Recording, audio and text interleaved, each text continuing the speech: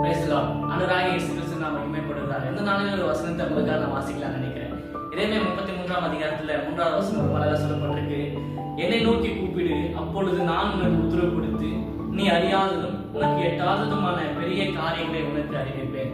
நிறைய சமயங்கள்ல நம்ம வாழ்க்கையில கூட நம்ம என்ன செய்யறதுன்னு தெரியாத போது, நம்ம கன்ஃபியூஸ்டா இல்ல குழம்பி இருக்கிற நேரங்கள்ல நம்ம என்ன பண்ணணும், என்ன செய்யறதுன்னு தெரியாத அந்த நேரங்கள்ல நீங்க என்ன பண்ணணும்னா ஆண்டவரை நோக்கி நம்ம கூப்பிடணும். இயேசு சொல்லிட்டாரு, என்னை நோக்கி கூப்பிடு, நான் உனக்கு உத்தரவு கொடுத்து நீ அறியாததும் உனக்கு எட்டாததுமான பெரிய காரியம் அறிவிப்பேன் நான் சொல்லியிருக்காரு. அப்ப நம்ம என்ன பண்ணோம்னா எந்த ஒரு சூழ்நிலையுமே நம்ம ஆண்டவரை நோக்கி நம்ம கூப்பிடணும்.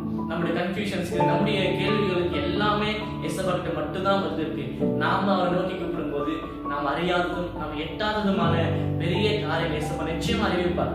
நாம யோசிச்சிருக்க காரியங்கள் விட சிறிதா இருக்கலாம், ஆனா தேவன் நமக்காக யோசிச்சிருக்க காரியங்கள் மிகவும் பெரியசு. அப்ப தேவனை நோக்கி நீங்க கூப்பிடுங்க.